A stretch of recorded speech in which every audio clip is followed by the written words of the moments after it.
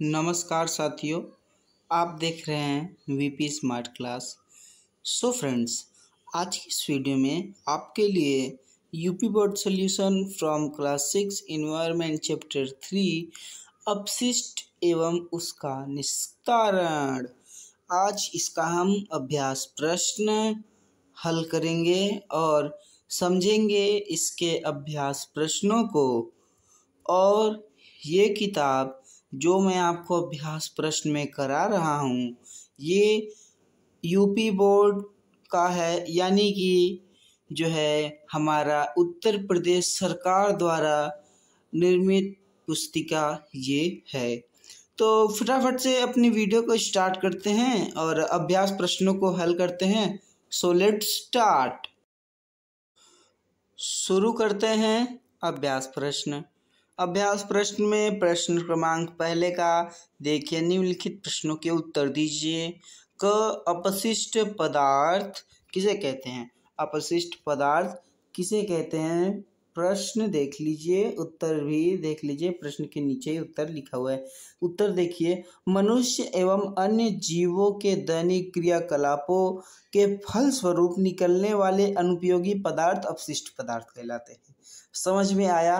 नहीं समझ में आया तो ये आसान भाषा में समझ लो कि मनुष्य हम जो क्रियाकलाप करते हैं, कोई भी चीज़ करते हैं, तो मान लीजिए कोई भी कल कारखाने हो गए, उसमें से जो अपशिष्ट पदार्थ निकलते हैं ना, खराब पानी, तो ये सब मतलब खराब पानी जो निकलते हैं तो ये अपशिष्ट पदार्थ में ही आते हैं।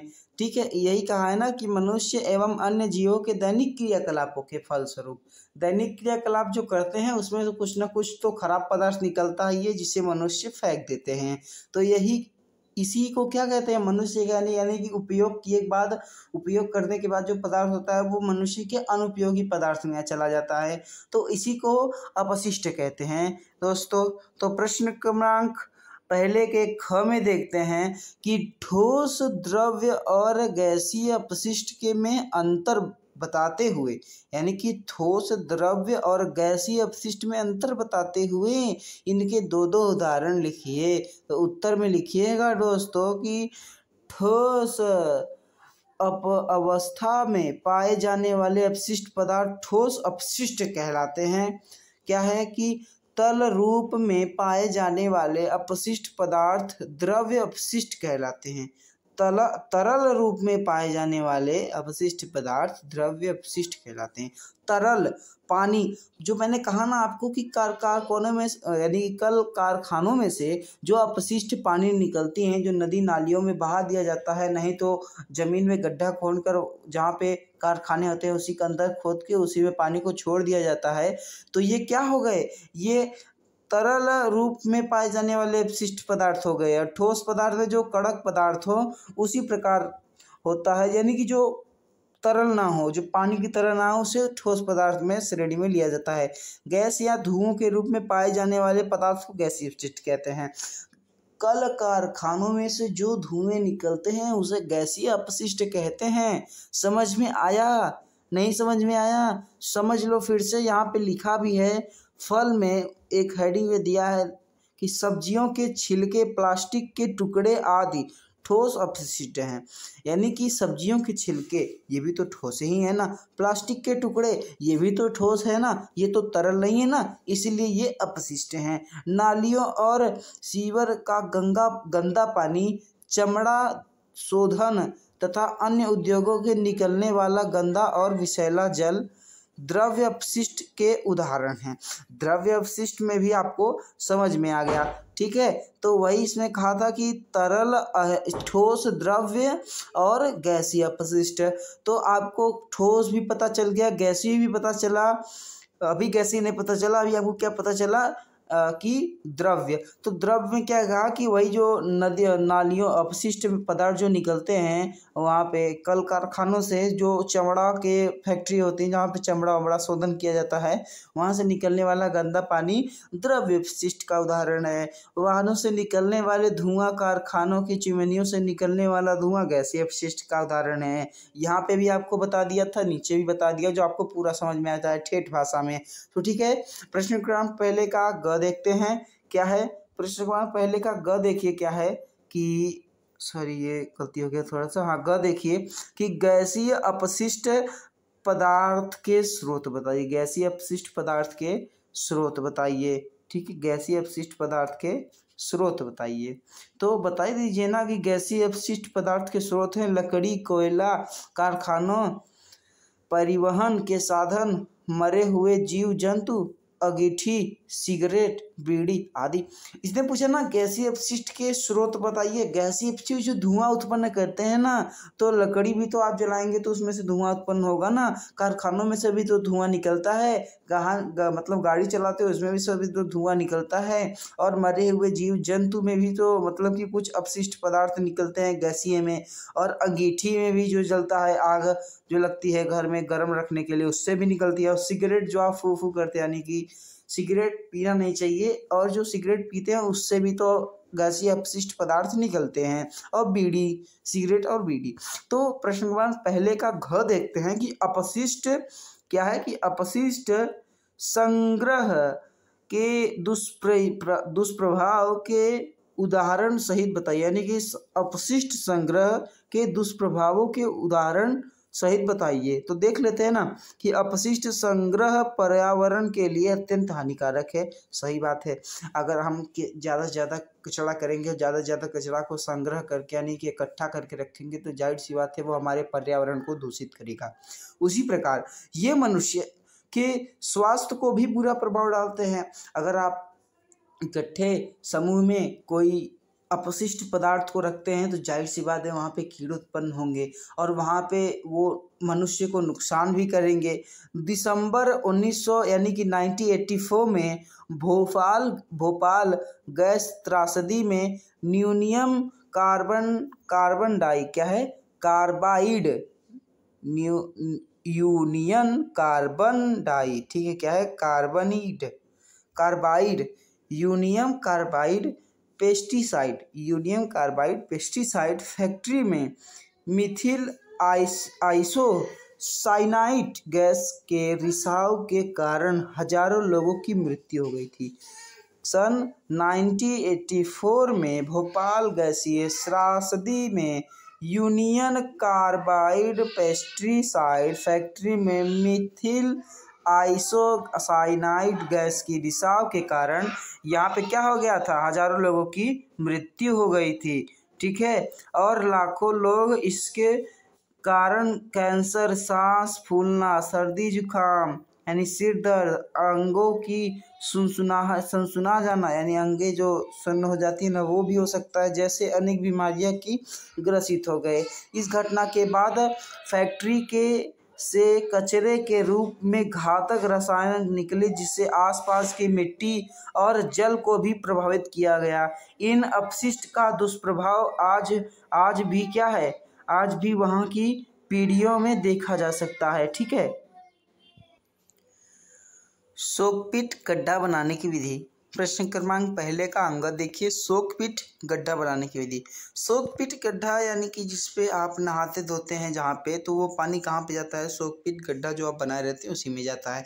तो इसको बनाने की विधि क्या है, सरल भाषा में कि 5 से 6 फीट एक गहरा चौकोर गड्ढा खोदा जाता है, यानी कि 5 से 6 फीट एक गहरा चौकोर गड्ढा खोद दीजिए। इसके बाद इस गड्ढे की तली पे छोटे छोटे ईंट के टुकड़े होते हैं उसको बिछा दीजिए, पत्थर के टुकड़े डालकर इसके ऊपर बालू की परत से ढक दीजिए, इसको बालू की परत से बढ़िया से ढक दीजिए जो ईंट दिखने न पाए।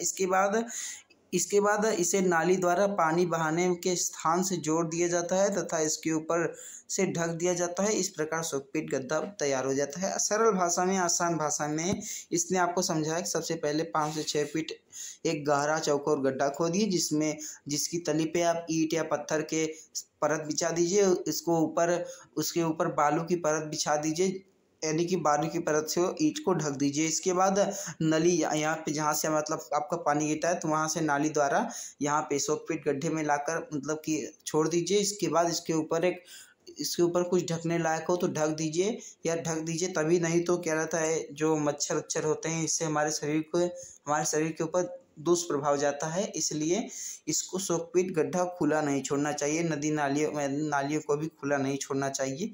तो ऐसे ही शोकपीट गड्ढा बनाने के लिए बताया ना, 5 से 6 फीट गहरा चौकोर गड्ढा खोदिए। इसके बाद इसकी तली पे मिट्टी मतलब कि पत्थर या ईंट के टुकड़े बिछाइए। इसके बाद इस पे मोटी बालू की परत चढ़ाइए। इसके बाद नालों से जहाँ से आपका पानी आता है यहाँ पे शोकपीट गड्ढे में मिला दीजिए। इसके बाद इसको ढक दीजिए और आपका शोकपीट गड्ढा तैयार हो गया। इसके बाद और भी देखते हैं, और भी है तो उसको भी देख लेते हैं। है कि ई कचरा से आप क्या समझते हैं। प्रश्न क्रमांक पहले का है कि ई कचरा से आप क्या समझते हैं, उदाहरण सहित लिखिए। ई कचरा का मतलब क्या, इलेक्ट्रॉनिक सामान। ई कचरा का तात्पर्य है इलेक्ट्रॉनिक कचरा जो ऑफिस एवं घरों में से निकलता है। जो इसके अंतर्गत खराब computer, mobile phone, CD, battery व अन्य इलेक्ट्रॉनिक उपकरण जैसे TV, washing machine, refrigerator, AC आदि आते हैं। यानी कि जो आधुनिक विधि द्वारा बनाए जाते हैं जो इलेक्ट्रॉनिक सामान होते हैं, ये सब ई कचरे के अंतर्गत आते हैं। प्रश्न क्रमांक पहले का देखिए कि कारखानों से निकलने वाले जल को नदियों में बहाने से पहले क्या उपाय किया जा सकता है, क्या उपाय करना चाहिए। तो उत्तर देखिए क्या है कि कारखानों से निकलने क्या है कि कारखानों, ये देखिए यही प्रश्न है, ठीक है, कि कारखानों से निकले जल के उचित उपचार करने के बाद ही उसे नदी नालियों में बहाना चाहिए। यानी कारखानों से निकलने वाले जल को उचित उपचार करने के बाद ही उसे नदी नालियों में बहाना चाहिए, जिससे नदियों का जल दूषित न हो। अब प्रश्न क्रमांक देखते हैं कि प्रत्येक घर में शौचालय होना क्यों आवश्यक है। तो प्रत्येक घर में शौचालय होना अति आवश्यक है। क्यों है कि यहाँ पे देख लीजिए आपका जहाँ पे एरो आपका जा रहा है कि मल मूत्र के उचित स्थानांतरण तथा गंदगी से बचने के लिए प्रत्येक घर में शौचालय होना जरूरी है, ठीक है। तो ये हो गया। प्रश्न क्रमांक दूसरा देखते हैं कि सही कथन के सामने सही तथा गलत कथन के सामने गलत का निशान लगाएं। पहला देखिए क कि क्या है कि उद्योग से विभिन्न प्रकार से अपशिष्ट पदार्थ निकलते हैं। उद्योग से विभिन्न प्रकार के अपशिष्ट पदार्थ निकलते हैं, तो भाई ये सही है, यहाँ पे टिक भी लगा है, सही है। इसके बाद दूसरा देखते हैं क्या है कि अपशिष्ट पदार्थ से हमारा पर्यावरण दूषित होता है। जाहिर सी बात है, अगर अपशिष्ट पदार्थ निकलेगा मानव को क्षति होगी और अब पर्यावरण का भी दुष्प्रभाव जाएगा, तो दूसरा भी सही है। तीसरा देख लीजिए, अपशिष्ट पदार्थ ठोस, द्रव्य और गैस के रूप में होते हैं, तो अभी हमने प्रश्न में पढ़ा था, तो ये भी हमारा तीसरा सही हो गया। चौथा देख लीजिए, घरेलू कूड़े कचरे का स्थानांतरण आज प्रदूषण की समस्या नहीं है। गलत जवाब है भाई।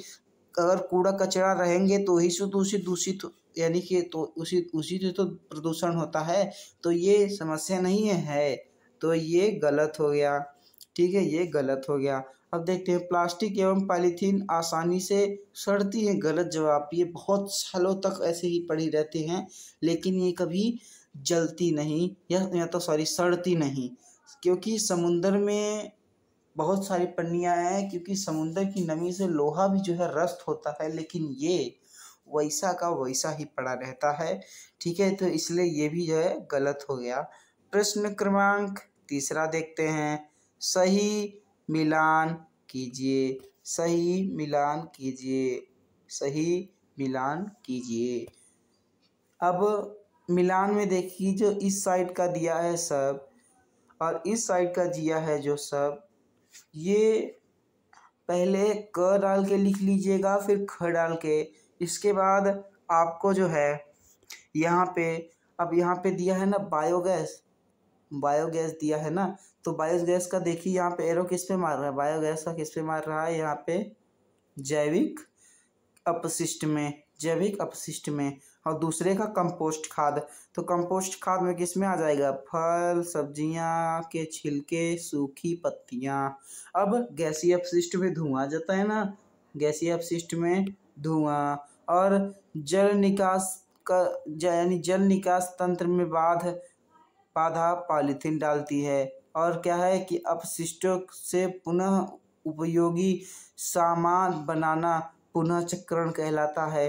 तो ये हमारा हो गया। अभी आपको नहीं दिख रहा होगा तो इसको हम इरेज कर देते हैं, आप इसको लिख लो। इसके बाद हम मिलते हैं तब तक के लिए नई वीडियो में, तब तक के लिए जय हिंद।